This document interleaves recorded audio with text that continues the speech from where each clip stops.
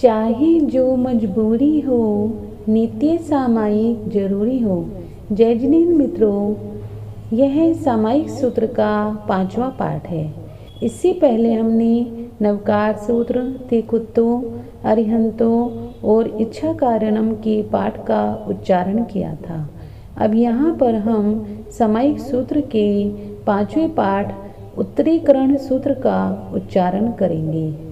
आत्मा को विशेष शुद्ध करने के लिए तथा मन को एकाग्र करने के लिए जब भी हम किसी पाठ का ध्यान करते हैं या कायोत्सर्ग करते हैं तो उससे पहले इस पाठ का उच्चारण किया जाता है।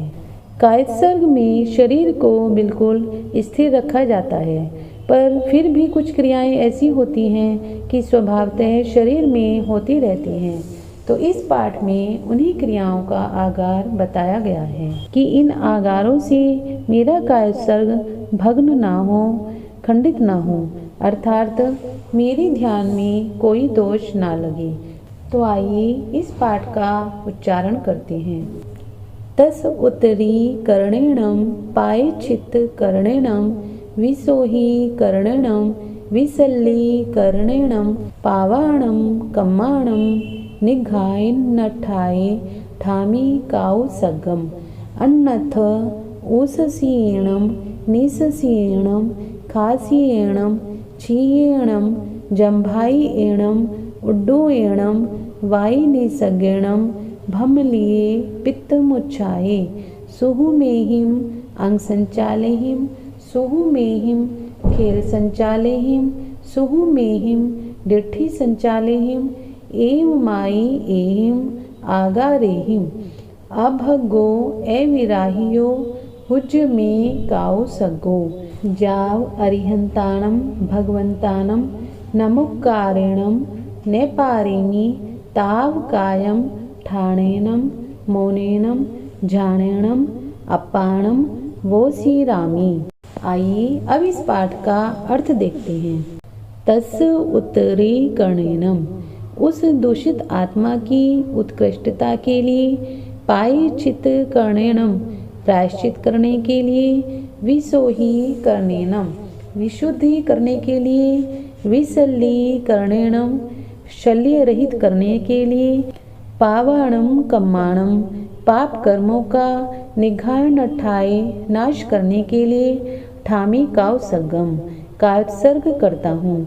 अन्नथ, आगे कहे जाने वाले आगारों के सिवा, यानी जो आगार आगे बताए जाएंगे उनको छोड़ करके, ऊससीयणम, उच्छ्वास से, यानी ऊंची सांस लेने से, निससीयणम, निश्वास से, नीची सांस लेने से, खासीयणम, खांसी से, छीयणम, छींक से, जंभाईएणम, जंभाई आने से, उड्डूएणम, डकार आने से, वाईनिसगेणम, अपान वायु से, भमलिये, चक्कर आने से, पित्तमुच्छाई, बढ़े हुए पित्त के ऊपर आने से, सुहुमेहिम अंग संचालेहिम, सूक्ष्म रूप से अंग का संचालन हुआ हो, सुहुमेहिम खेल संचालेहिम, सूक्ष्म कफ के संचार से, सुहुमेहिम डिठ्ठी संचालेहिम, सूक्ष्म दृष्टि के संचार से, एव माई एहिम, एवं